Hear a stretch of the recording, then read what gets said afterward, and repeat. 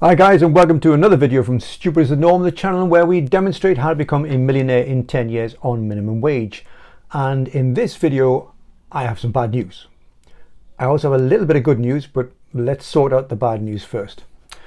So a tenant in my first property complains there's a bit of mold coming through on one of the walls, a damp patch if you wish, a bad damp patch. I haven't been there and had a look myself.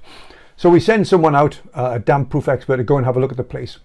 And they come back with a quote that includes hacking the plaster off the wall, treating the wall, putting the plaster back on, paint redecorating, they've had to take some radiators off, and just for good measure, to stop it happening again, we're going to replace the whole roof.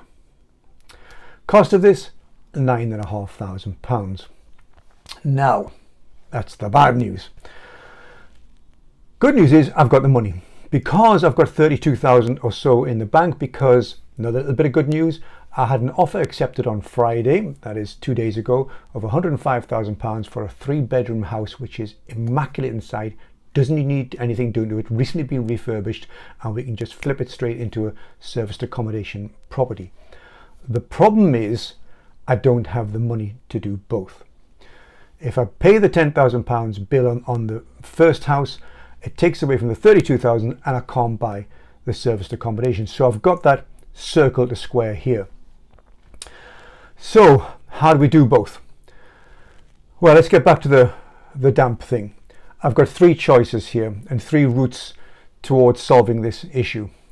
The first one is, on the quote he gave me for almost £10,000, he said there's some finance options available. So I've gone back to him and asked via the letting agent to give me what his finance options are.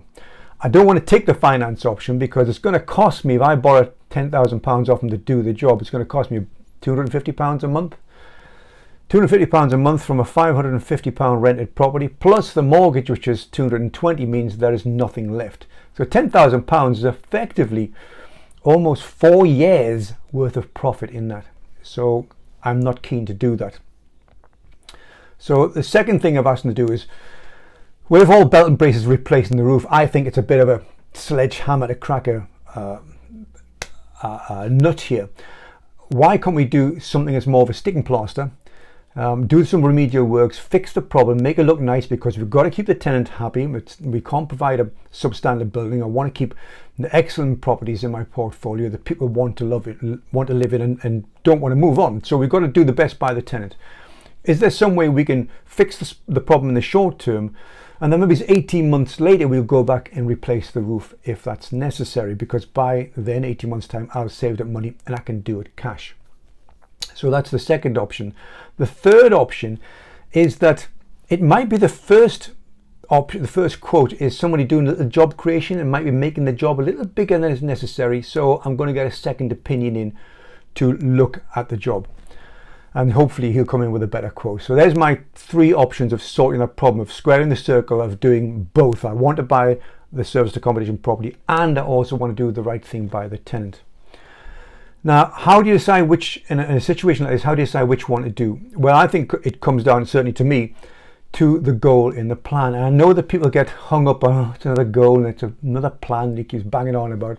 So I'm going to try and change the wording that hopefully will bring you home to the importance of the goal in the plan. Instead of calling it a goal in the plan, which sounds a bit like hard work, let's consider it this way. Let's change the words and let's say that instead of saying goal and plan, we say, look, decide what it is you want to do and then dedicate the rest of your life to achieving it. Decide what it is you want to do, there's the goal, and dedicate the rest of your life to achieving it. There's the plan.